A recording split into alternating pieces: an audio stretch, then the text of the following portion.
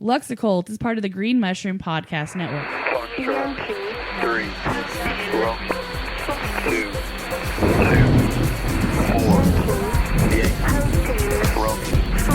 7, Bravo, Delta, Quebec, Oscar, Tango. I call upon the lady as Praxidise. Hear this, the prayer of your servant. Come quickly to me, mistress. May my words be as honey and oil, that they may be quick and subtle, flavored by my gratitude. Striding across the heavens, over the land and through churning seas, you are the fulcrum upon which the levers of magic turn, the axis of the wheel of the cosmos, queen of night.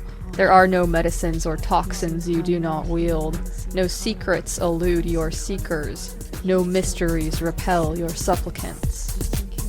Give unto me then, Mother, the power of the poison which heals, so that I might extract strength from past pain and injury. I honor the fear. It is my teacher. I will face my fear, and I will walk into my fear with gladness and greet it as a friend. For the greater my fear, the greater will be my courage as I break its bonds. Mistress, you have opened the ways to my wanderings. I am holder of the keys to all aesthetics and the whole potential of the void by your grace. As I emerge once more from the season of darkness, clutching my underworld's prize, I am binding my breasts in preparation for battle. My child is a blade of flame. My heart is a name, and I am girded by your sacred light. That was Psalm 595a, written by me. Hello and welcome to Lux Occult. This is the podcast where we gleefully taunt the mundane, butcher the Latin and most other languages, and we also discuss a variety of occult and esoteric topics, exploring the intersections of magic, art, science, philosophy, technology, and so much more through the lens of chaos magic. It's occultism for everyone. I'm your host, Lux Estrada, and if you're hearing the sound of my voice right now, there is a reason for that, because this show is for you if you want it, as is magic. There are a lot of different ways to be more free, and using magic or making space for a spiritual practice in your life can be one of them. As always, I don't speak for anybody but myself. Others can, will, and should disagree with me sometimes. How we ever learn anything if we were all in agreement on all things at all times after all. And like those who attempt to be reasonable should be willing to do, I am willing to revise my opinions, and I often do based on new evidence. Alright, stoked to bring you all a really great conversation that I had with Aidan Wachter, author of Changeling, Weaving Fate, and 6 Ways, here to talk about cultivating resilience and much more. Aidan has been a longtime friend of the show and has been a big source of inspiration for me with the work that I've put into the Mushroom Project, and for many others that I know. A lot of people have commented about how he has a way of taking some really esoteric kind of out there experiences of what it's like to do magic and putting them into language which is accessible and still manages to maintain the fidelity of the experiences described to the degree that the reader can get a feel for them. So his work is super popular for a reason. I've given his books out to a couple people who have asked me to teach them a thing or two about magic or whatever in the past. So it's really great to have the chance to catch up with him here and see what's been on his mind. And we covered a lot of ground in this conversation. There's a lot of useful perspectives about where one chooses to focus one's attention, and many other things which I found particularly helpful. I also recently attended a blacksmithing workshop and have written a short essay about the insights the experience offered. I will share that after the interview. I'll also give you an update about the Green Mushroom Project and share the recently discovered book 19 of the 23 Bibliomancy scripture. It's a really cool one, and plays nicely with some concepts that we will discuss in my conversation with Aidan Wachter. But before we get any further into things here, I'd like to say thank you so much for listening. I really appreciate you taking the time to hang out with me and my very rad guests here on this show. As I'm fond of saying, time is, of course, one of few zero-sum games that we play, so I really do appreciate you spending some of yours here with us. So this actually comes up in the interview. I'm a pretty introverted person. I don't use social media very much due to its overwhelming nature. I'm not there checking on stuff every day or anything like that, But it certainly doesn't mean that I don't want to hear from you all. I'm beyond lucky to have such amazing listeners, collaborators, cohorts, co-conspirators, etc. I always welcome people's thoughts, questions, comments, suggestions, or arcane revelations. You can reach me at luxoccultpod@gmail.com, or you can find me on Instagram at luxoccultpod. I've recently gotten word that some charlatan has been masquerading as me on Instagram. And know that I will never hit you up asking you to take classes or buy stuff or any other thing like that. Accept no substitutes, friends. When I ask you for money, it will sound a little something like this. If you like the show and the other work that I've been getting into, you can support it on Patreon. If you do so, you can take a bibliomancy break with me, in which I will use my bibliomancy roll table oracle device to answer a question for you. And there are no tiers or levels or whatever, so give as you will. Buy me a coffee is also an option for those who wish to show their support with a one-time donation but don't want to do the whole Patreon thing. Your support literally makes this show possible by allowing me to cover the expenses associated with making it, thereby justifying to myself the time that I spend. I really appreciate the opportunity to be making this thing. It means a lot to me. And having the resources necessary is a necessary part of that component, of course. I feel like I said necessary a lot. Anyway, hopefully you get that support is necessary, and I really appreciate those of you who are supporting. Many thanks. All right, to set the table for today's conversation, I'd like to share a short article from bigthink.com. The concepts in it may not be new to you if you're into esoterica or magical stuff, which I assume you are since you're listening to this show, but I thought I'd include it here as both a tie-in to some of what will be coming up in the interview with Aidan Wachter, and also as a sort of nice refresher. Anyway, this article goes into the idea that objectivity or objective reality is not really a thing. This is sort of the main premise of Quantum Psychology by Robert Anton Wilson, but that's way too long to read to you all right now. But this article is pretty short, so I will go ahead and read that here. This is from September 17th, 2021 on bigthink.com. Titled, "You Don't See Objective Reality Objectively. Neuroscience Catches Up to Philosophy." Great thinkers have long wondered whether objective reality exists and, if so, whether our physical senses could accurately interpret it. It may be the case that our senses can capture only a small and distorted sliver of the world as it really is. As the problem continues to be debated in modern science and philosophy, advances in neuroscience are offering new insights on the matter. You bite into an apple and perceive a pleasantly sweet taste. That perception makes sense from an evolutionary perspective. Sugary fruits are dense with energy, so we evolved to generally enjoy the taste of fruits. But the taste of an apple is not a property of external reality. It exists only in our brains as a subjective perception. Cognitive scientist Donald Hoffman told Big Think, "Colors, odors, tastes, and so on are not real in the sense of objective reality. They are real in a different sense. They are real experiences. Your headache is a real experience, even though it could not exist without you perceiving it. So it exists in a different way than the objective reality that physicists talk about." Professor of neuroscience Bu Lotto explained to Big Think that the world you see is not necessarily the world that is, because we evolved to view the world in a way that is useful rather than accurate. Is there external reality? Quote, "Of course there is," Lotto answers. "There's an external reality. The world exists. It's just that we don't see it as it is. We can never see it as it is. In fact, it's even useful to not see it as it is. And the reason is because we have no direct access to that physical world other than through our senses. And because our senses conflate multiple aspects of the world, we can never know whether our perceptions are in any way accurate.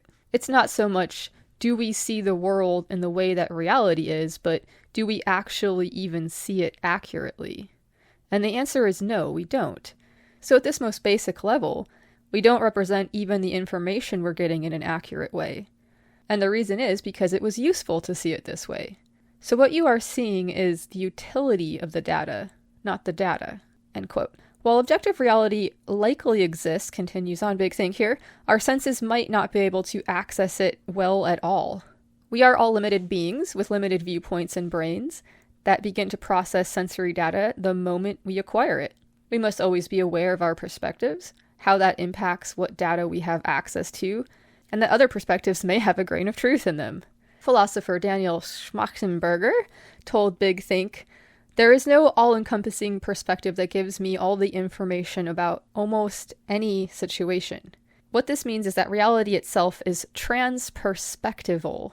It can't be captured in any perspective. So multiple perspectives have to be taken, all of which would have some part of the reality, some signal." So BigThink.com ends their article here with a somewhat snarky little Godelian twist of self-referentiality, quipping back to Schmachtenberger that, yes, that's a fair point, but you may have to worry at all if you're actually getting the right information about those perspectives. Sort of a pot shot there, I guess, but thank you so much to Big Think. The subtitle of the article was, "Is Everything We See But a Dream Within a Dream?" ? To which I would answer, well, obviously, right? Based on some definitions of a dream, our experience of reality is hallucinatory in many ways, coming through our senses, as the article went into pretty well. It's always interesting and always sort of a good reminder, since it can be easy to get caught up in your own limited context or perspective for things, that when I come across a thorough explanation or exploration of something like, oh, whoa, check this out, isn't this crazy?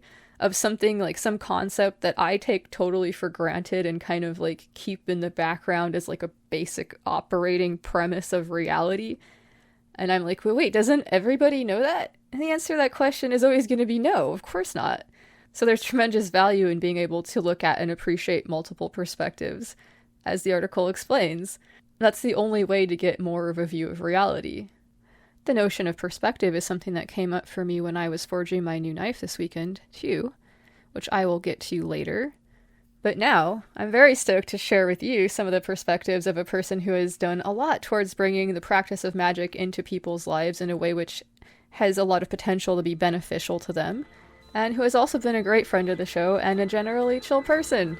A warm welcome back to Aidan Wachter.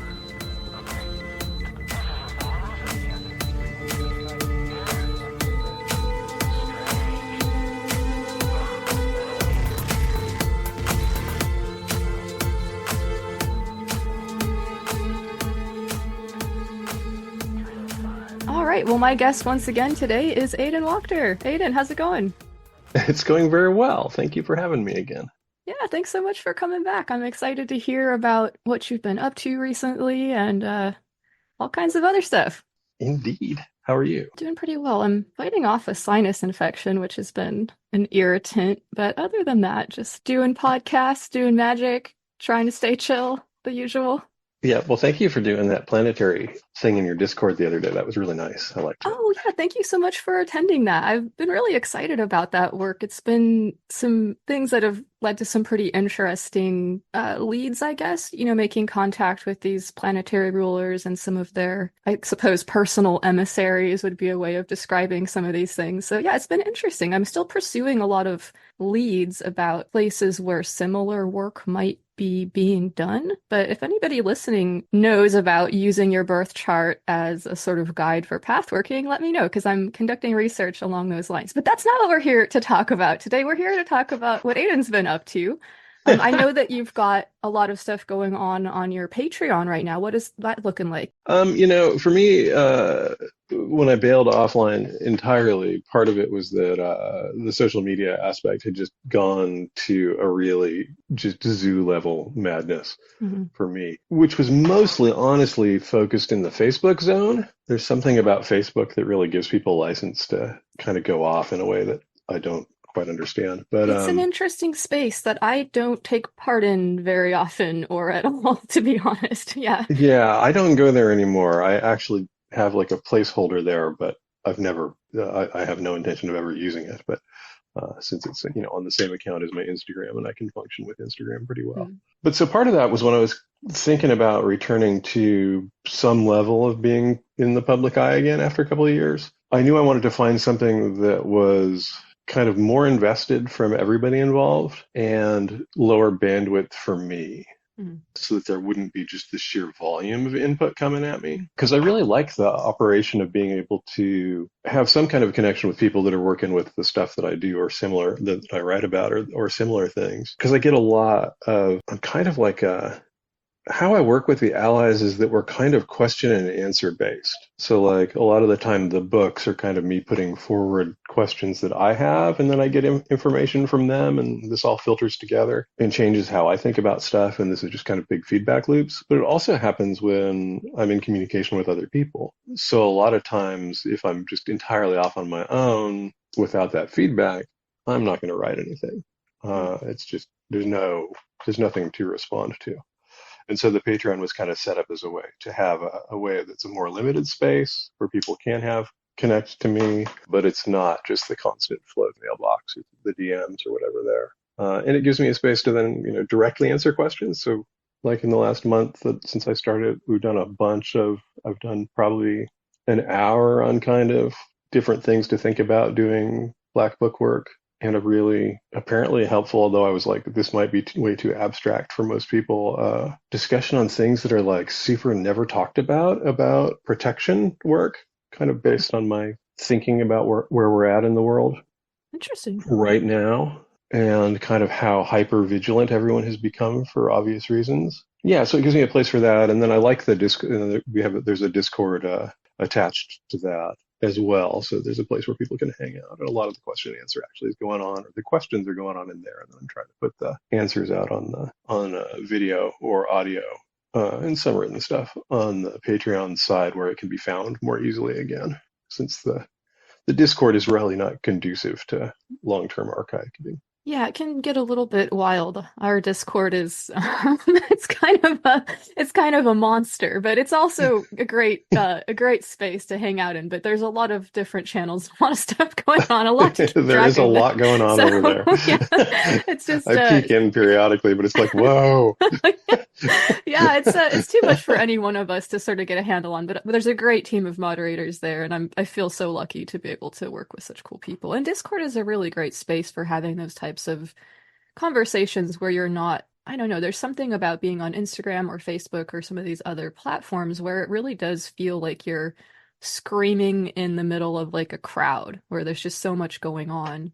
And to have like a sort of quiet conversation with individuals, Discord feels like stepping more into a coffee shop or something to do that. Absolutely. Yeah, that's been my experience too. And I think it's part of the thing too, is realizing that and where the Patreon and then having the Discord and for anybody looking, like there's not a lot up there on the free end of my Patreon. That's really not where my intention is ever going to be, probably. Is part of that is it also kind of, it settles out the people that just are interested in fighting. Like there's a lot of people in the magical community that just want to argue or kind of prove something. And I don't want to deal with any of that. There's no reason. I've been around all that live for so long. I don't need to do it on the online space as well.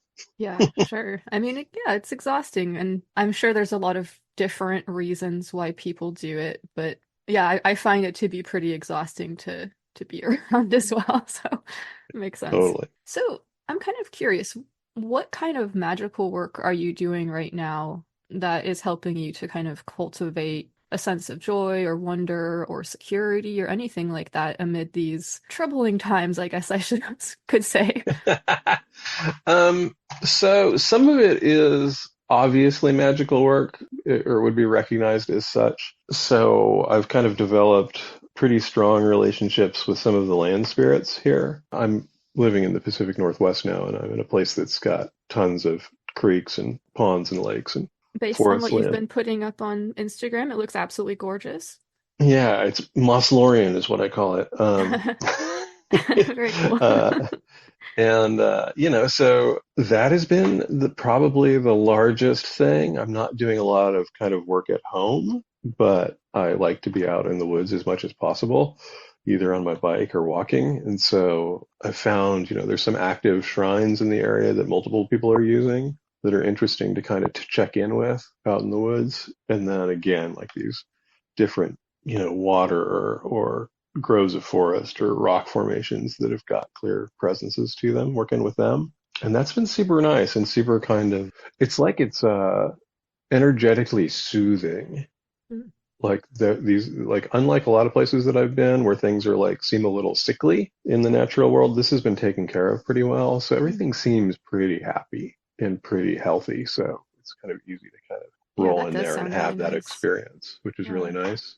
I've been doing a lot of kind of polyvagal exercises for settling down the kind of autonomic nervous system Right on. as I moved into a lot of anxiety at one point that had been building for a long time, and I eventually kind of recognized it for what it was. So I've been doing a lot of that. That has been awesome. And then hands-on somatic work with a practitioner has been fantastic as well. And just getting back into the groove of writing. So that's the other thing that I have going on is I'm in an article for an anthology right now, and then I have a book that will be coming out hopefully in a year, maybe, if I'm able to finish writing it, maybe less, on sigils. Right on.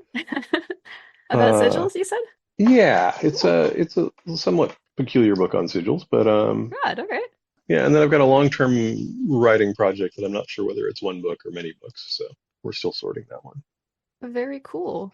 Well, yeah, one thing that people have commented on a lot, we actually have a reading club where people are going through six ways right now on our server. And one thing that comes up a lot in these discussions is how much information you're able to pack into, the way that you write. It's very informationally dense and there's a lot of it's very high test.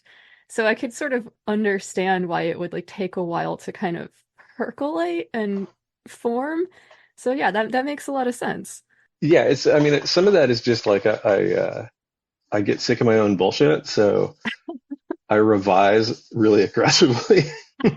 um, to the point of like, does that need to be said? And a lot of things that some people would think maybe no, I think are yes. Mm, Because it's like I'm really a believer in kind of context dependency. mhm. And so I know a good number of kind of criticisms that I've received over the work have been like that there's too much kind of personal background. But it's like to me, without that, it doesn't make sense because these are not universal prescriptions. These are just my experience. You know? Yeah, that makes a lot of sense to me too, because I think that the idea of context being really important is one of the occult truths or whatever, if you will, that you discover through the practice. Or, like this is one of the things that the more you play around with this stuff, at least for me, the more it seems to be like very relevant in every part of my work. Yeah, yeah. I think I stuck it in Changeling finally. But one of the things that keeps coming to mind is this comment that I heard somewhere, and I don't know where it is, that said, many things are true, but objectivity, or many things are real, but objectivity isn't one of them. Hmm. Yeah, And I think that that's it's really freeing if you kind of go, yeah, that's logical, right? You go, it there's no is. way to have a view that isn't being filtered through this neurology that I have. And so objectivity is kind of an idea we could strive for. We could strive to be more objective, but we're never outside of that subjective experience. Absolutely. I think about And so this. context is everything. Yeah, absolutely. I think about this in terms of like the classic saying from Chaos Magic, nothing is true, everything is permitted. It seems to be sort of saying that to me, right? Like all truths are context dependent. So true Right. objective truth, if it exists, I mean, it might be an interesting thing to pursue, but not something that one should assume that can be arrived at or that has been arrived at. Right. Yeah, exactly. Like I think, yeah, there's definitely that aspect. You want to see clearer. You want, at least I do. Uh, Sure. not, not everybody might want that, but I want to see more accurately what's going on in general as well as within my own life. But there's a point where I'm just aware that, like, if I had been raised even slightly differently than I was, or somewhere slightly differently than where I was and when I was, my experience of the world would be radically different. It wouldn't have to be a Absolutely. big change to have very radical effects. If there were certain books that I hadn't come across or people I hadn't met, or absolutely. So, one thing that I was kind of thinking about, and this has a little bit to do with your hiatus from public life for a little while, there's a kind of archetype that exists in a lot of different cultures of this person in a society that has the ability to like kind of venture outside of the bounds of that society into the wilderness, into other places, into other societies sometimes, and bring back valuable things for their group. Hmm. And so I'm curious, like, as you've been kind of off in the wilderness, what types of things have you been able to kind of carry back with you this time? For me, there were a few kind of that come to mind, obviously, because they're kind of major themes right now anyway. They're the inescapable bits of my life. I would say the first one is, though, I've always known that to be well, I kind of had to go my own way. I had to figure out what worked for me. But there were still places where I tried to fit who I was into molds that didn't really fit. And sometimes they were pretty subtle, realizing how much, I mean, Changeling goes into that quite heavily, actually. And I think that Changeling is kind of the trigger for kind of what I refer to as my breakdown that got me offline and all sorts of other things. But I'd found all the low hanging fruit. Like I knew what the big issues were. I knew what the big drivers were.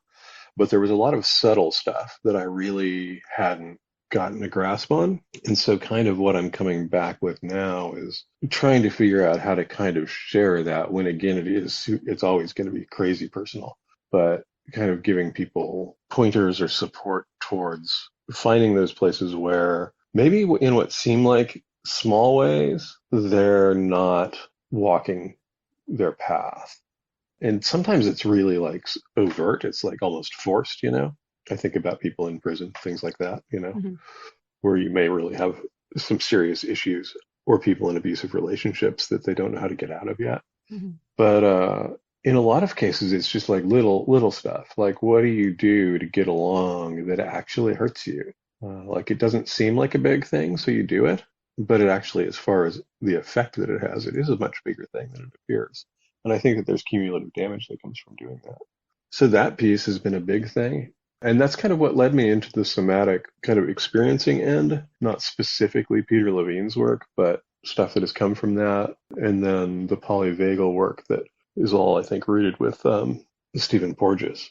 Because I see this stuff, what happened for me is I first started seeing it in myself, as I could see, like, where did I have these kind of specific damages that I had kind of entrenched responses to that I didn't really realize were not volitional. They weren't like consciously, I wasn't making conscious choices about how I was reacting or responding. Mm-hmm. They were at a much deeper layer. And from doing that work and looking at that material, which I haven't looked super in depth into the material because I've found somebody that I'm working with and I'm really taking their guidance on it. But I looked in enough to begin going, oh, wait a second, this is also happening at society-wide levels. Though I have a personal experience based on very specific personal things, this is also happening on a mass level throughout huge swaths of the world. And I'm very interested in integrating that awareness and that knowledge with my magic going forward. Because that's, to me, that's to kind of go into weaving fate talk, but that's the roots of the tree. Mm-hmm. That's why the systems are in place as they are and why people are so jacked up right now. Yeah, I've thought a lot about these personal experiences being just little microcosms for these larger systems that, create these situations, and really is very fractal when you look at how they kind of like propagate over these orders of magnitude. And yeah. Yeah, like one of the things that in this kind of protection videos I was doing on Patreon, one of the things that I was talking about, my allies are continuously up my butt in the best way, and guide all this stuff. But one of the things that I was thinking about is it's like, if we accept that there's like a level of sympathetic nervous system activation in the world that is really abnormal. So that's your fight, flight, freeze response stuff. It's threat response. And that the stuff is sticky, right? This is kind of what a lot of the somatic stuff works with, and the polyvagal stuff as well, is to help release that stuff. Mm-hmm. Like, what does that look like culturally? And so I can look at kind of like the rise of both the increasing anxiety and kind of fear in the world is gonna logically it'll have those three responses, right? Some people will want to fight, and some people will want to freeze, and some people will not want to. Some people will fight, some people will freeze, some people will flee. Wanting is not really involved. And so if I look at it right now and I look at what's going on politically in a lot of places, not just the US, like there's an ascendancy towards power of people who are stuck in the fight response. Mm-hmm. Like that's currently paying dividends politically. And we look at things like social media and mass media and all that stuff. There's a ton of work that's been done about the fact that the algorithms absolutely prioritize engagement above all things, and people engage when they're angry, when they're afraid, when they're scared, when they're pissed off. And all of those things I think are fear responses in different forms. As a magical practitioner, knowing that, how do you choose to operate in that? Both in, are you aware of what your response is? Are you aware of what your, not like in the comment, you're triggering me thing, but it's like, do you really know what your triggers are gonna do?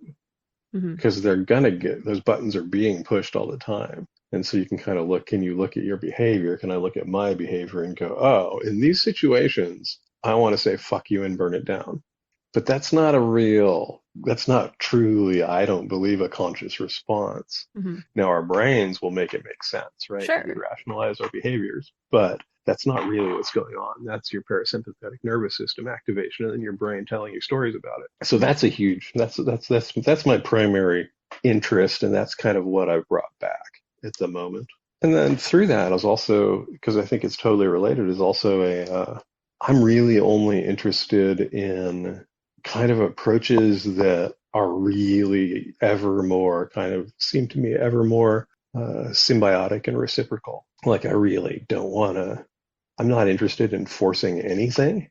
And I'm really trying to find kind of not necessarily where is everything flowing right now, because we're a very, that's kind of the idea behind the Anthropocene, is things are flowing in response to human actions in ways that I don't believe are natural. But where would the system find equilibrium? Where would it find a balanced state where the world and all of the people in it, human, animal, tree, other, are all functional? Because I don't think we're there. And I think that that's part of why everybody's anxiety is through the roof, even if those are thoughts that they would never think. Because I think people know that the world is not operating as it should on a really deep level, not just on a political level. Yeah, absolutely. I think, one piece of this for me at least, and this is of course very complicated, but there's a lot of very prevalent philosophies which are very popular, which hold that like this world is not real, this world is just like a shitty dumping ground, so before you get to the next real better place. And so I feel like there's a lot of just a sort of attitude of exploitation that's kind of been baked into a lot of our approaches to like how we interact with this reality that we're living in, just sort of based on some of these philosophies and stuff. And I think that, for me, just kind of interrogating some of those aspects of it and where does that show up in my own thinking, even though I wasn't raised religiously or anything like that, I do think that there's still some of that comes up for me. Robin Wall Kimmerer's book, Braiding Sweetgrass, was a great resource in kind of trying to like look at other ways of thinking about this stuff. And I haven't read that one yet. It's on my shelf, but I haven't got to it yet. Oh, you're gonna love it. It's so good. Cool. Yeah, it's fantastic. Yeah, and I think that it's kind of that thing, is it's like, part of that thing again is you go like, and it's been said many places, I don't know where it started, but people have often said that, that they used to describe humans as being the rational animal, but a better explanation of that is that the human is the animal that can rationalize, right? And I do think that a vast, if not all, of that kind of, this is meaningless, so we can extract everything from it, without it really mattering, because it's not the real world, essentially, is that it's a rationalization for a level of exploitation that everyone involved, I think, on a cellular level knows is not true, and that the more entrenched they are in those beliefs is kind of more proof that they're aware on some level that that's not real. It's the stuff that I will dig in the deepest about is the stuff that I actually am a little questionable about, unless I'm really working on being conscious, But I think, it's, again, we're in a project of kind of mass exploration and conquest and colonization that ran out of spaces, and yet we've continued to operate as if that is the goal. And we can kind of look at things like, again, we can look at the social media operations right now, where they're in these really interesting, weirdly gutless conversations about, do the platforms have a responsibility for what they're used for, right? And they always tend to opt to, well, it's freedom of speech. You go, well, what is that? That's an idea. Everything that we want to talk about like any of this stuff is just ideas. And at some point you have to go, is that a real thing that in the sense that it's some kind of innate reality? And part of what I think that it gets used for, and we'll just use that as an idea, this is not like my pet thing or anything, is usually that's again used as a justification why something that we can see doesn't work for the greater good should be allowed anyway. And it's behaviors that should be like, I think if you were to bring that kind of level of damage that has happened culturally in the West through a lot of these things into a small tribal situation, I think you would have had a hunting accident or you would have been banished. Yeah, yeah, probably. I Like, mean, it would have been like everybody would have just said, we're not gonna have as good of a survival rate, possibly, the social chance. system that you were a part of would have made some self-corrections, and you It would probably have made wouldn't some be a part of it self-correction. anymore. So, And then there's a way in which the legal system and the kind of corporatization of power exists now to stop those things from happening. They're kind of in place to stop those corrections. Going like, oh no, we aren't doing, we can get, kind of immediate and political, like, we aren't committing genocide because we can't, because that's not who we are. That has nothing to do with yeah, anything. Or we aren't poisoning the land because we're, here to help people. This still happens. They're unrelated. There's an action that it has consequences. And, so all that's been on my mind.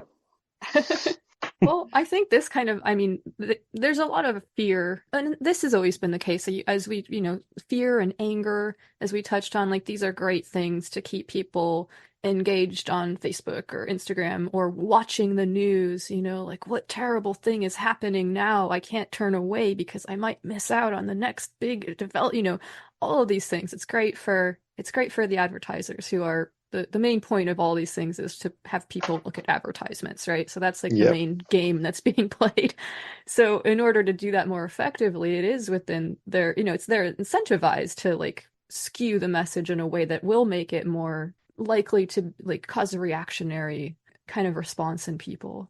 And so I Mm-hmm. think that's a huge component of it. So there's all types of reasons why fear it's a great way of controlling a population XYZ. So it's something that, in addition to the very real and very scary, serious problems that we face as a country, as a world, as a species, all of it. In addition to all these things, there are all these opportunists kind of like throwing fuel on that fire to like for their own ends. So I guess Absolutely. that was a very long-winded way of pointing out that there's a sort of like fear-rich atmosphere that we find ourselves in.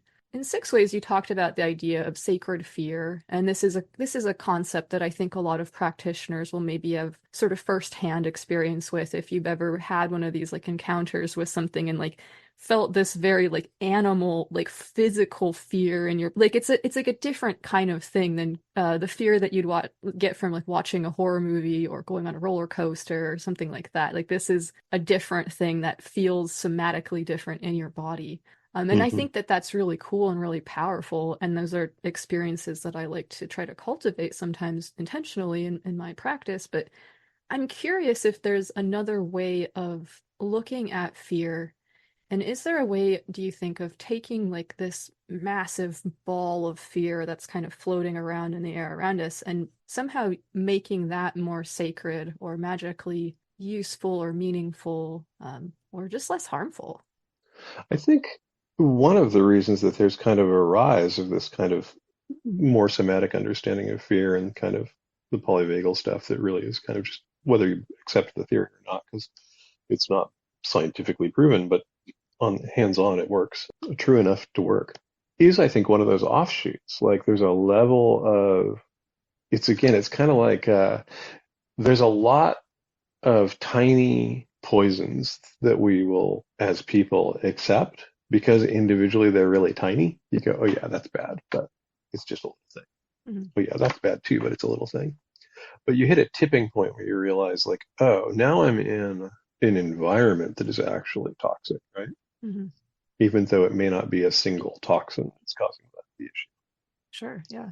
And so I think that there is already this is coming. I think that we're in that process, that there's a number of people who are rejecting it. Like, there was an article that I saw recently talking about the complete refusal to pay attention to kind of network type news from Gen Z, which I think is exactly that. Going like, we know what this is. We know this is, there is some interest that is paying essentially directly or indirectly to have this perspective be put forward and to have this particular angle on how scary things are being fed to us, and we're not going to pay attention to it. And I think that there's a large scale response that can come from what's happening right now to simply go, okay, we have a thing, particularly, I know it's a particularly United States based thing, but I think it's exported a lot of other places by now. Part of the story here is that because you can, everyone can is the story, bootstrap yourself up into the upper echelons of society based upon the fact that occasionally some people do this. Therefore, it's proof everyone can do it if they worked hard enough. And the counter side of that is that everything that happens to you that is negative or bad or not good is your own doing, right? Mm-hmm. You did it to yourself. You set yourself up. So again, I've been guilty of this in the past of saying like, oh yeah, you've got like anxiety issues. Are you meditating? Are you exercising? Are you eating well? Are you not over caffeinating? All that stuff. And well, all that stuff can help. Functionally, there's massive, massive, massive push towards, again, kind of this fear stimulus. So it's completely reasonable that everybody on the planet be feeling anxiety. Sure. And you can't resolve all of it individually. So I think that, again, I do see that as positive. I think that we're beginning to get that sense of like, oh, this is damage on a really wide scale level. And yeah, I do need to take responsibility for the parts that I can take responsibility for. But I also have to look at the systems that are in place and say, are these at root causing that? Is this serving, and who is it serving? Which is a little different than, the sacred fear thing that I talked about in 6 Ways, because that's really about like you said, it's kind of a really somatic or organic experience, and it's almost it's tied to like awe, right? Mm-hmm. And I've had this both, with animals. I've had this with places. I've had this. I had a version of this a few weeks ago when I totally wiped out on a downhill on my mountain bike. Because you hit so hard, and this is kind of just metaphorical in a way, but it's a great kind of example. Like that experience hits so hard that there's a moment where you're like, whoa, I don't know if I'm going to be okay. Yeah. And then as you start to come out of that and you kind of assess what happened, you're more alive than in any other scenario, right? Mm-hmm. Is my experience of it. Like post that thing, I'm like, ooh, okay. Glad I had the helmet, because that would be an ugly bruise or a big concussion, whatever. But then pretty rapidly, I'm like, okay, I'm mostly okay. I might be sore, whatever. Don't think I broke anything. And if I did, that's fixable, But how I am in my body in that moment and how I am in my mind is utterly different than my day to day. And I think people who are kind of adrenaline junkies kind of chase that experience, Mm-hmm. Magically, I've had that happen too, where I've connected with something or walked into something's zone that is just overwhelmingly intense. Sometimes my experiences with nature spirits have been that, where it's just like, oh, and you gotta pause and go like, is this actually not want me here, or is it just this intense here? I had it with a particular redwood tree once, and yeah, it was like, whoa, this tree is not like the other one. So yeah. Yeah, and it's like there's that pause. It's like, is this okay? Like it's just like that's why like the crashing on my bike thing was what came to mind. Is it's like there's a moment where I'm like, is this okay? And then you just go, okay, yeah, that was just really intense. And I've had this many times in magical practices, even like it's the upside of some of the really nasty entities that I've dealt with. Who were extremely aggressive and attacking. Like the upside of that is they got me really, really clear about what I know how to do. Like, oh, okay, I don't like this process, but I do know how to do it. I know how to play this game with you, and I'm not. And once you get a sense that you're like, okay, I'm not under this thing's thumb, though that's the vibe it wants to put out. And that's maybe where this ties back into the kind of society-wise thing. Is that's kind of the thing that you're not supposed to think. Like you're supposed to either be pissed off and react and throw stones, right? Mm-hmm. Or you're supposed to capitulate. You're not supposed to go, this is not a situation that I am interested in enduring, or perhaps if it's a longer term thing that I'm interested in my children or my children's children enduring, or I'm interested in the planet enduring, Mm-hmm. and I could do something about it. And that's the thing you're not supposed to think about. You're supposed to think about all these reactionary things. You're not supposed to actually be in a position where you can you're not supposed to be mentally and emotionally and psychologically healthy enough to go, oh, okay, we could begin to do something differently Mm-hmm. to make this not be the way things go. I don't know if that answered your question at all. Yeah, no, that makes total sense. I mean, evaluation is not a, trauma response or whatever, right? Like, if you can get yourself out of those, like, this is kind of like a big part of the thinking behind a lot of like, modern therapy, cognitive behavioral therapy. There we go. Stuff about like, if you can like interrupt that sort of automatic, loop, right? Like, we're all sort of, in a lot of ways, conditioned or programmed, by a lot of different factors, whether it's education or other things, to whenever we give the response that we're asked to give, when we respond with the answer that we're told is correct, we receive positive reinforcement in school. Yeah. This, it kind of builds us into like this mode of thinking where it's like the best thing to do is, to go along with what authority tells you to. And I mean, I'm not trying to say that this is not sometimes the case. Sometimes it does make sense to do that, but looking at things in a conscious way, it is technically always a choice. And I think that choice is the part that is supposed to be hidden, right? Right, and that's really where, for me, getting into the somatic and polyvagal work was such a huge thing, is that where a lot of, and I'm not a student of psychology, but where a lot of these kind of protocols and and even esoteric kind of systems of getting your mind into your own control, I think can kind of malfunction for people, is that if you're having a bodily response, and then that bodily response is what your mind begins to process, you can't really think or talk your way out of it. Yeah. Because it's starting somewhere else. The stories get added on later. In kind of traditional talk therapy, it was kind of like, let's excavate all the stories and all that stuff. And I think right now, perhaps why this stuff is rising in kind of the public awareness, is that I think that the levels of kind of trauma response and anxiety, which is probably always a trauma response, but just so people don't think that we're just strictly talking, war zone PTSD kind of things. Sure. These are bodily responses. These are happening to your nervous system. They're not, and they happen faster than your cognition. And if you don't know that, then you can get stuck in that position that, as I said, I absolutely have been guilty of spreading that. You don't have the option to think different.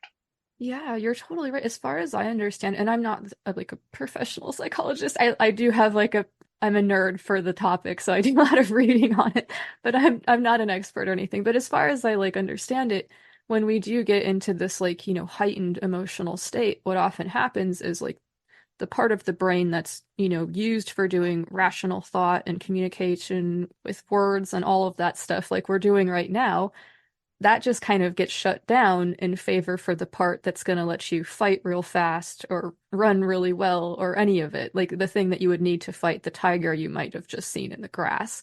So like that, it makes total sense, and like, so not kind of understanding that, and like, for me at least, understand like, why would I have these like really intense emotional reactions to certain things that didn't seem very rational? The body is telling, it knows, like, there's a good reason why it's doing it. It's not just doing it for, fun or whatever, but yeah, just figuring out well, what's the story there? And okay, now that I know the story, like, how can I choose to proceed differently and all of it. So yeah. Yeah.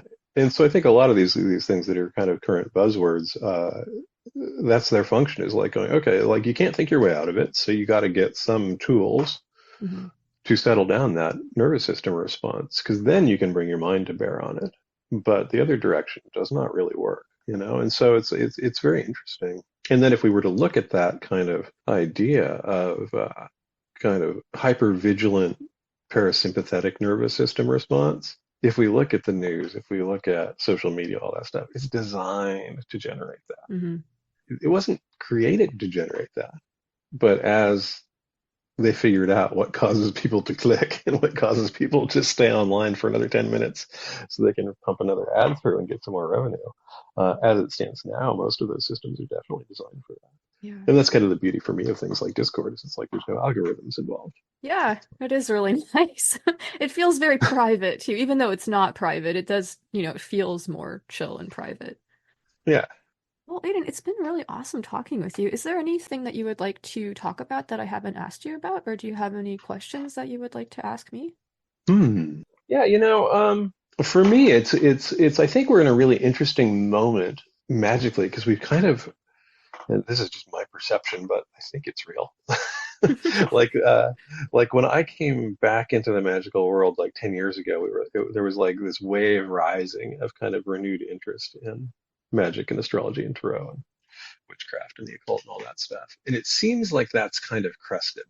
And it seems like it's now falling back towards a kind of more normal level.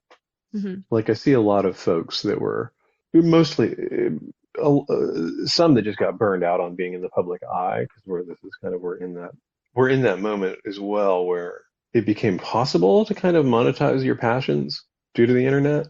And then at some point, some people realize like, oh, I don't really want to do that. I'd rather do something else. Mm-hmm.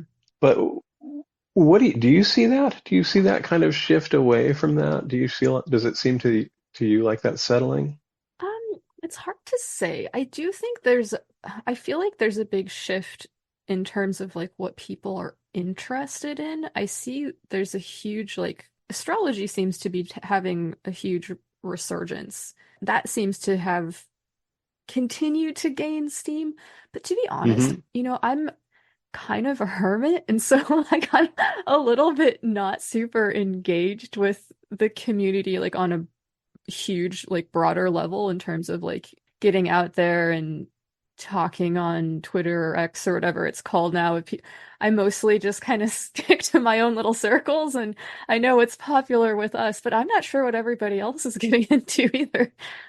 Yeah, I'm not sure either. I mean, again, I'm with you. I'm in a pretty closed little environment. I like it that way. It's pretty quiet in here. Yeah, no, it's I don't have anything in specific. I mean, to me, I think we're just in a really beautiful. There's something really beautiful about moments where things are kind of really fucked up. Mm-hmm. And this would be something that I would say that I kind of got from kind of my thinking about it as chaos magic from chaos magic perspective, is we're in a moment where things could change incredibly radically.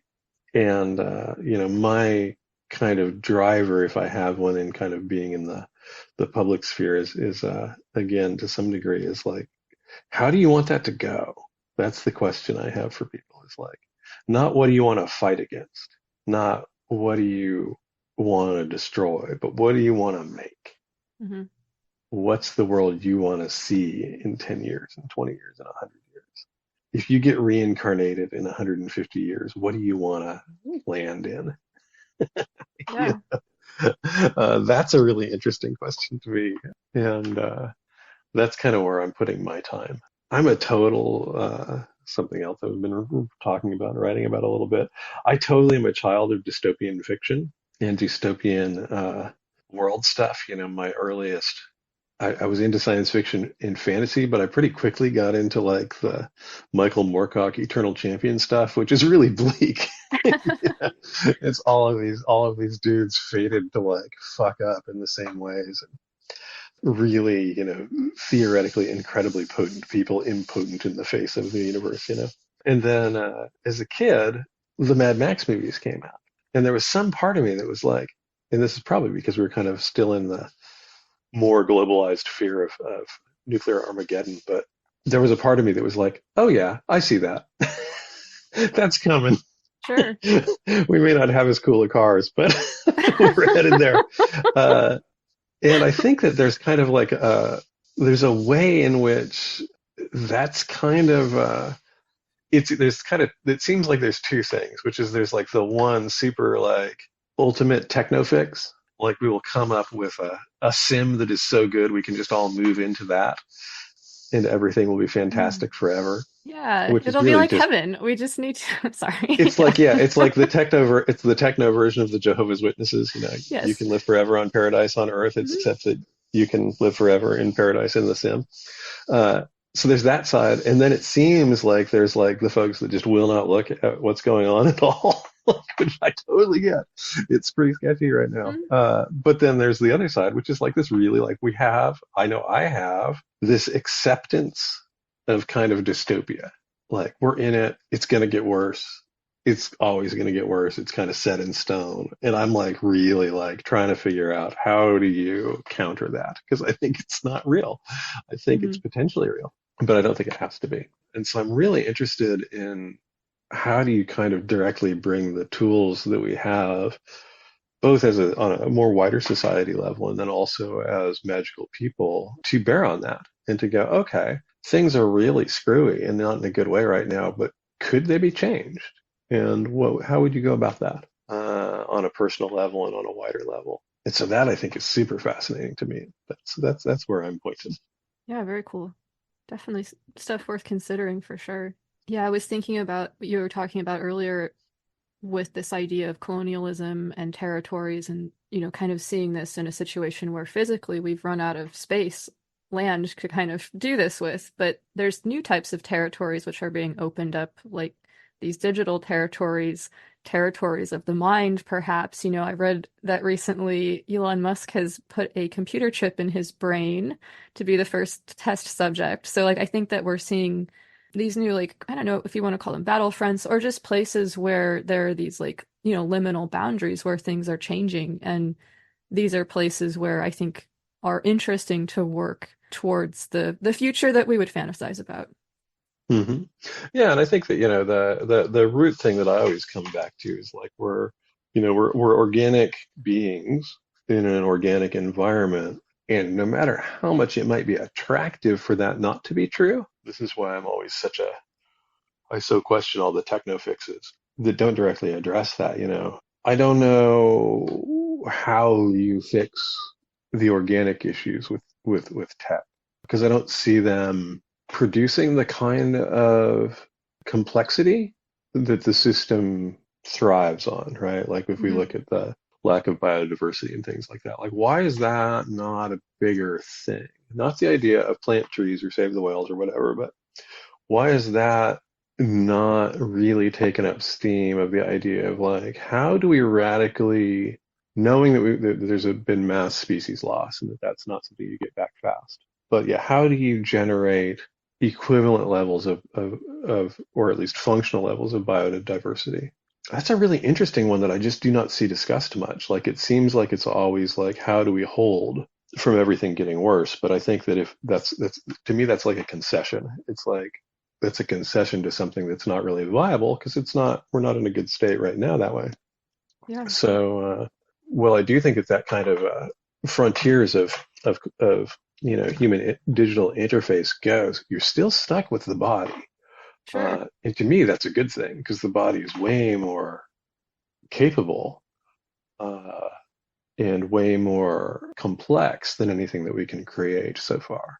Yeah, absolutely. The Uh, reason why we're trying to create these like bio-computer interfaces is because we're not able to create things with the same kind of just absolute complex eloquency that nature does. It's just not something that we do. Like we're it's a copy of a copy, if you will. And so that's why, yeah, the next step is to say like, okay, well, we can't do it. Nature, help us out. And so that makes sense. And what you're saying makes it's so funny because it reminds me of like some of the like the Greeks' ideas about technology and stuff. And there was a sort of suspicion there that they had, and we can kind of see this in like Prometheus Bound and stuff. And like one of the things that technology like this fire, like it was supposed to do was to like promise us this immortal life that it would never deliver. It was also supposed to kind of help us escape from the burden of like being born of woman, if you will. I would go with that too. And yeah, and it's a sort of like trickster thing that never actually delivers. And like Yes. thinking about that, like I've been kind of toying around with this idea is like, is our techno obsession actually like a negative evolutionary pressure to like, is this going to be like something that once it gets too out of control, it'll be like the check and balance on us or something? Like, I don't think know. that's very reasonable. I think that's very reasonable because functionally, if we think about that now, if we look at like in kind of the supply chain collapses that came around through the beginning of the COVID pandemic, kind of have shown that, right? You go, ooh, we can like maximize efficiency on all of these deliveries, which is really just a maximizing the efficiency of, industrial farming and processed food and all that stuff. But if the containers stop moving, everybody goes down, and they go down fast, right? Because it used to be that your supermarket was half the size up front and half the size in the back because they had storage for all this shit. Yeah. And now that storage is a truck that's coming in from out of state and a whole slew of trucks. And so in a sense, I think that's my best guess of where we're heading for in a positive sense. If I were to look at that, I'm like, oh, I think we're headed towards systems collapse, but I think that there's systems collapse that allow this kind of really synthetic and really kind of bullshit way of life that we have to fall. And I was just talking to somebody in the Spirit Box Discord, linked to Dara's podcast about this. There's a book that I read by a guy named Dmitry Orlov, and I read an early version of it. So I think it's now called Reinventing Collapse, but I think it was originally just called Collapse when it was just online. And he was talking about why the collapse of the Soviet Union happened in a way that was so comparatively survivable for the population than what he saw, and this is almost 20 years old now, it's like 2008, would happen in the US. And part of it was because none of those people expected anything to actually be provided by the government, even though theoretically it would be. Sure. Oh, that's a great point. They were already adjusted to hardship. They'd already adjusted. Like, they already had black markets for medicine. They already had black markets for food. They already had all that stuff in place. They had massive, massive, massive chunks of the population had very functional gardens that they all knew how to run, And so I do think that that's a really interesting thing, because you go like, okay, has the technology made not your day-to-day life easier in that you don't have to labor, which is how it's always sold, right? You won't have to labor as hard. I mean, use your body, be in your body. You won't have to be in your body as much, is perhaps how we could break that down. But how resilient is it? Because functionally, like if we were to look at the area where I live and drop it back a couple hundred years before it got colonized by, interlopers, this was an incredibly resilient place. Like, you could lose everything today, and tomorrow you could eat. And that's not how the world is now. And so you can kind of look at it from that point and go, okay, is there a way that what we've been sold is absolutely not true? And I think that that's the case, because again, everything's kind of pointed towards income and time extraction running to a very small number of people. Who are not super concerned, because they're in a position where, at least in their minds, they never will get caught in that loop if it does go down, And I think it's absurd. I think it's an absurd posture. I forget who said it, but this reality is a giant laboratory where these experiments are run, and it's always fascinating to see them being carried out, I suppose, is one way of thinking about it. Absolutely. Well, Aidan, I've really enjoyed talking with you today. Where can people find your work? So my books are available online through resellers generally only. And you can find me on Instagram at Aidan_Wachter, and you can find me on Patreon. And then there are links to that stuff at aidanwachter.com, which is in radical need for revising. So ignore all the stuff about how I'm not online. I just haven't gotten around to rewriting it since I got back online.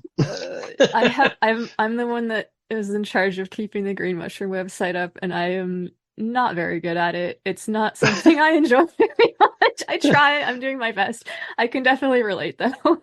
I've written my own. I write all my own copy, and it's one of those things where it's like, God, do I really want to try and figure out another way to say these things? But it's really just like, I'm here. I have books. I do this. Yeah. You can find me on podcasts sometimes.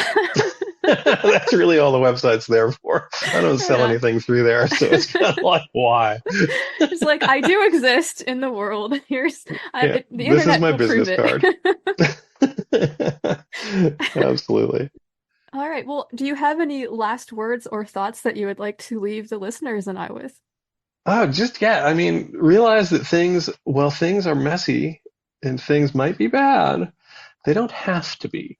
And bring that as your, put your attention to that. Stop paying attention as much to the ways in which things are shitty and you should be angry about it. Instead go, okay, what's the most useful thing I can do right now that improves resiliency in my system and the system in general? Fuck yeah, that's very rational. I appreciate it.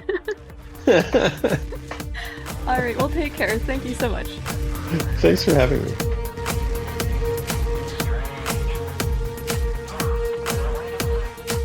Alright, fuck yeah, thanks so much to Aidan Wachter for joining me. Check out Changeling, Weaving Fate, and 6 Ways, as well as Aidan's Patreon. You can find links to that in the show notes.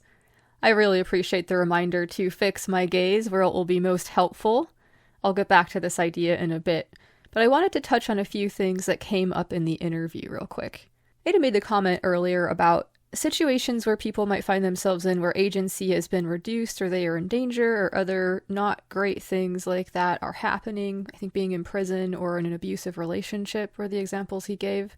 When the topic of abuse comes up, I like to point to a book called Why Does He Do That? Inside the Minds of Angry and Controlling Men by Lundy Bancroft. It's based on some groundbreaking research at the time and does a lot to explain, honestly, why the world is the way that it is. The author makes the very valid point that all abuse is abuse of power in some form, so it's possible to apply the models that are derived from this research done on abusive relationships to a lot of other places in the world. It's not a fun read, but it is a very enlightening one, which is why I'm always recommending it to people. The things we see happening, as I said, in these relationships between partners are the same things we see in many other examples of abusive relationships that exist in the world, and it can be a good way of sort of parsing all of that stuff out if that's something that would be interesting or useful for you to understand in your life. It was interesting and useful for me. On another cheery topic, I wanted to mention a correction to something that I said in the interview. It was not Elon Musk, but another human patient who got the Neuralink chip. I'll read you from Reuters here. On February 20th, 2024, happy birthday to me, the first human patient implanted with a brain chip from Neuralink appears to have fully recovered and is able to control a computer mouse using their thoughts, the startup's founders Elon Musk said on Monday. Progress is good, and the patient seems to have made a full recovery, with no ill effects that we are aware of. Patient is able to move a mouse around the screen by just thinking, Musk said in a Spaces event on social media platform X. Musk said Neuralink was now trying to get as many mouse button clicks as possible from the patient. Neuralink did not immediately reply to writers' requests for further details. The firm successfully implanted a chip on its first human patient last month after receiving approval for human trial recruitment in September. The study uses a robot to surgically place a brain-computer interface implant in a region of the brain that controls the intention to move, Neuralink has said, adding that the initial goal is to enable people to control a computer cursor or keyboard using their thoughts. Musk has grand ambitions for Neuralink, saying it would facilitate speedy surgical insertions of its chip devices to treat conditions like obesity, autism, depression, and schizophrenia. Neuralink, which was valued at about $5 billion last year, has faced repeated calls for scrutiny regarding its safety protocols. Reuters reported last month that the firm was fined for violating U.S. Department of Transportation rules regarding the movement of hazardous material. Reporting by Cognac Gauche. Thank you, Cognac. And Reuters. Okay, so I am curious to hear what you all think about this news.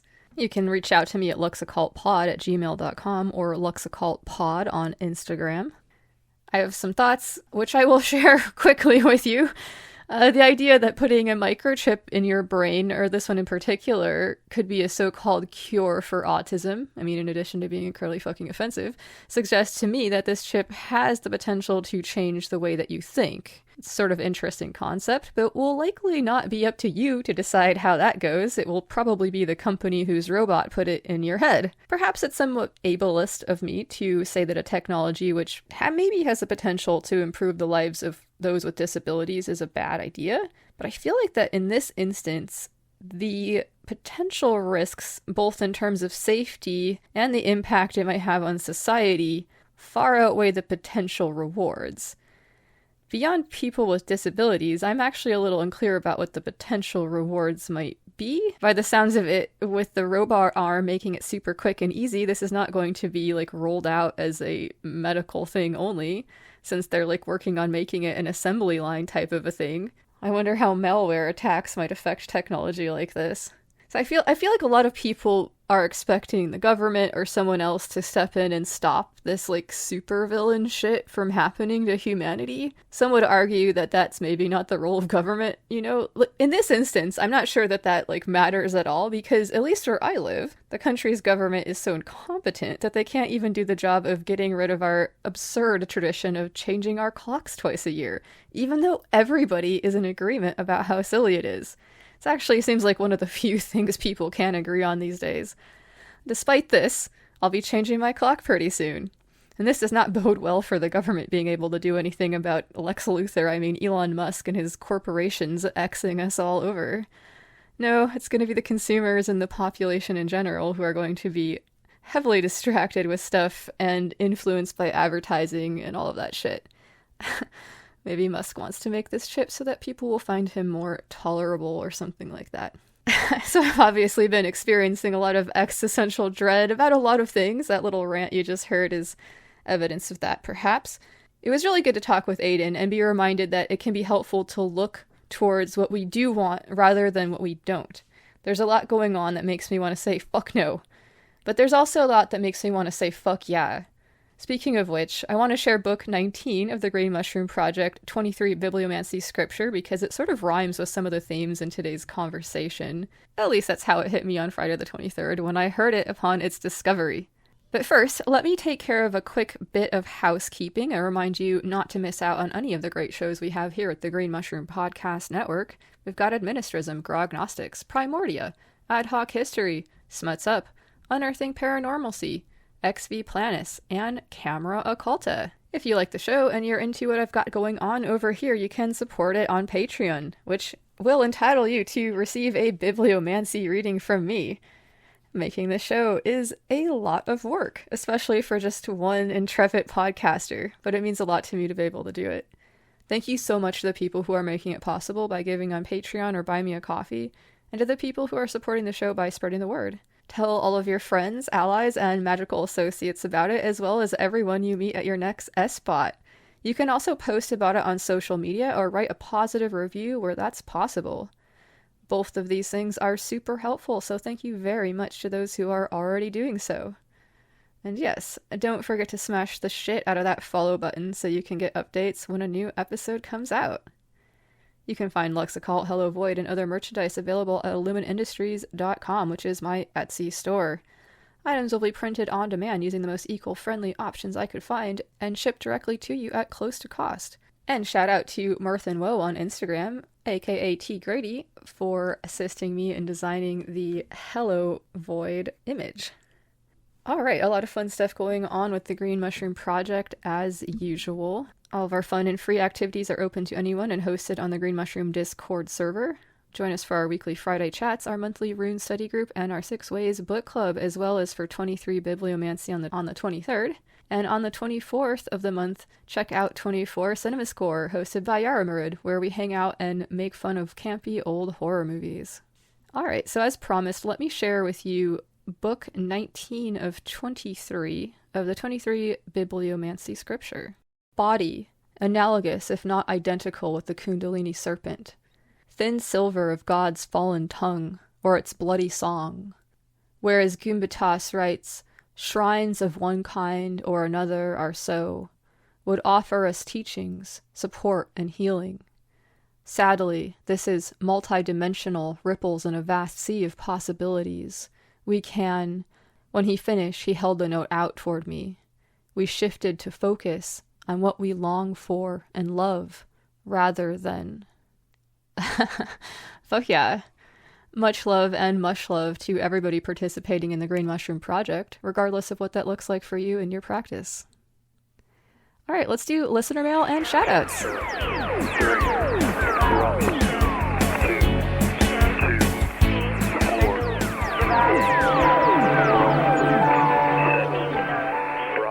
Shout out to LZ Dynamite, Hot Teeth, Esoteric Book Club, also to Donnie Jurassic and Mark Fitzpatrick. I see y'all.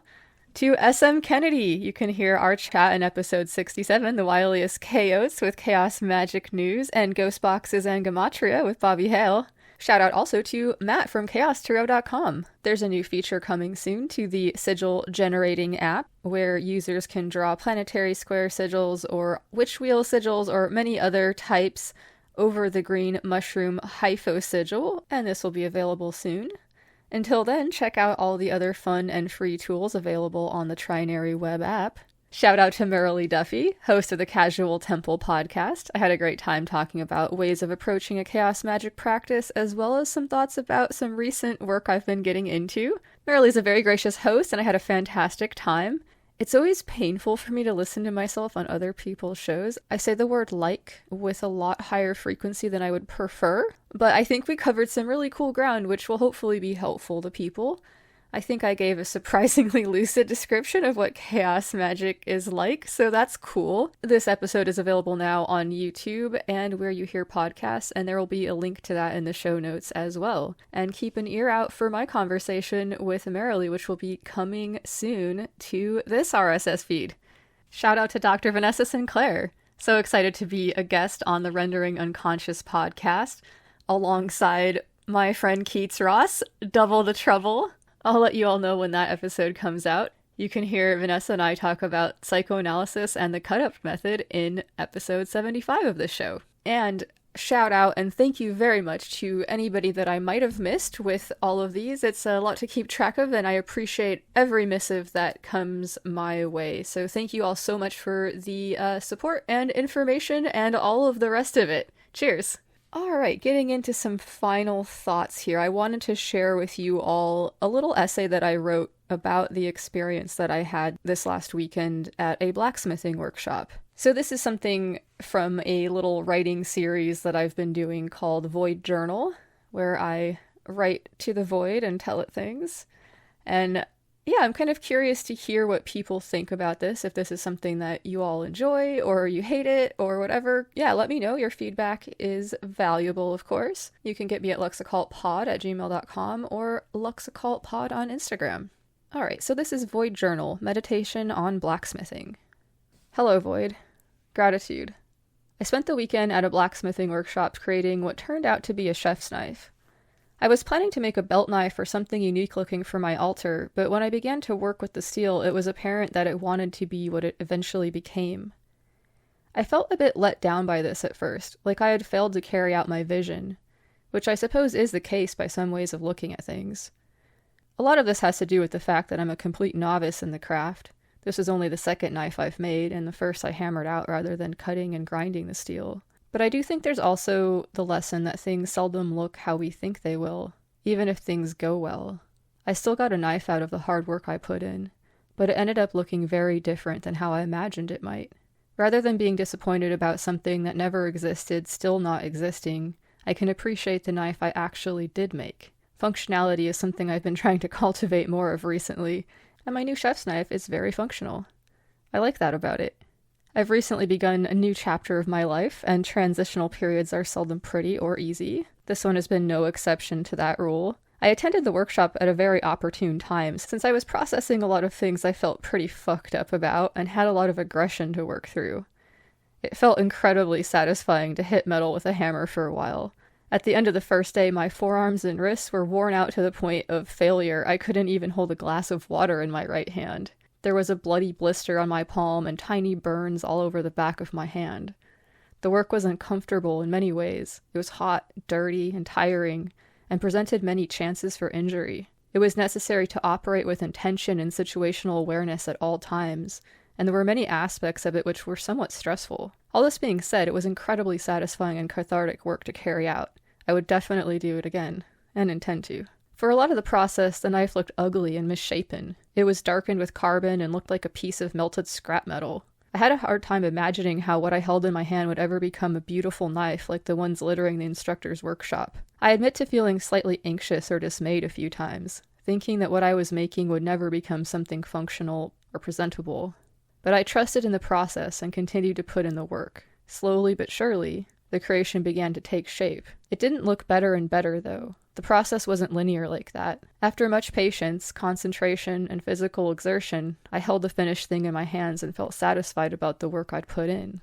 I was also able to collect some interesting magical material at the workshop, which I'm looking forward to experimenting with. The whole place was steeped in a very specific type of energy that spoke to the processes taking place in the facility, and a few things suggested themselves to me as being potentially useful for sorcery and other applications. The knife was a good teacher to me while I was making it, and I look forward to the work I'll be doing with it this coming new moon. My intention is to conduct a ritual in which I'll burn some sigils onto the handle, and then treat it with magically charged oil. I stamped a few onto the metal, but they're hard to make out. I'll likely use it to prepare food for a Dave Neal as well. There were many opportunities for reflection on what's been going in my life while I was working, and I was able to take home some insight along with my blade. The most obvious lesson had to do with the hard work and discomfort involved. In order to change something into something else, energy is required. This energy often takes many forms. In the case of my knife, it was heat or propane, electricity, manual labor, attention, etc. The energies required will always be unique to the situation, but are typically necessary for the processes of change to occur. Sometimes the work must be done alone. Sometimes assistance is required until one becomes familiar enough with the processes involved to go it alone. In order to prevent injury to oneself or others, it is necessary to operate with intention and situational awareness, because the work can be hazardous. Another lesson has to do with appreciating the thing that exists and being grateful, rather than being frustrated about something hypothetical. I can make another blade in the future that might be closer to what I had in mind now that I've had some experience, but even if I make thousands, there will still be that discrepancy between the vision and the reality. This is to be expected. We can set out to get to a place we've seen on a map or make a thing we have in our heads, but since reality is a series of interactions rather than something we can dictate terms to, there will always be a point at which things are a bit different than anticipated or intended. No plan survives first contact. I regard this tendency for reality to defy expectation to be one of the many gifts of the void. Gratitude. It can be celebrated. Things might look pretty ugly while something is in the process of being created or other changes occurring, the way my knife did. But if one puts in the hard work and diligent effort while trusting in the process, things can shape up better than might be expected by looking at any one point along the line. It's not linear. Few things are. My current fantasy is to make a sword, but that would be very time-consuming and expensive, so that will likely have to wait. But whatever it is I make next, I'll not expect it to turn out exactly the way I imagine, and I will appreciate it for it is, rather than being disappointed about what I wish it could have been. Gratitude, Void. All right. I want to say thanks so much to Aidan Wachter for joining me today and for sharing his work. I think that one of the reasons that it's been such an effective means of teaching and communicating about magic is that it's written from a very authentic place. There's a lot of feelings of vulnerability in sharing one's work, especially if it's of a nature where it would be received on a subjective basis. I mean, if you're fixing an engine, you know you've done it properly because the thing starts and runs when you're done. It's not necessarily that way with magic or art, although sometimes can be. Anyway, I think one of the reasons that Aidan's books, Changeling, Weaving Fate, and 6 Ways, have been so popular is that he's been brave enough to endure enough vulnerability not to dress things up in flowery language or demure in other ways, and has instead preserved a lot of the fidelity of the message. The noise that is introduced can sometimes exist for good reasons and can be a protective measure. It's just an observation that there's less noise to signal with honesty and vulnerability, which is what can make those things so powerful sometimes. Quality 25 in Aidan's book Changeling is as follows. A witch's path follows their gaze. He writes, "We have one simple task, aligning our attention with our intention. So where will you be fixing your gaze? Consider this while I read you the Green Mushroom Project Statement of Resistance. Resist. Resist by maintaining sovereignty of the self. Resist by maintaining love of the self. Resist by maintaining fierce loyalty to love and pleasure. Resist with acts of radical kindness. Focus on the path to better times. Fuck yeah. Thank you so much to Aidan Wachter for joining me today. Check out his books and his Patreon. Thank you to everybody who's been supporting the show and my other work. I really appreciate it, both seen and unseen. And most of all, thanks so much to you for listening. Much love. This is Lux Estrada reminding you to stay strong and stay fucking curious. All right, I'm going to leave you with a little sound sigil I produced for cleansing and banishing. Cheers. Beautiful proof of what I had suspected for a while. If you want to find us, you can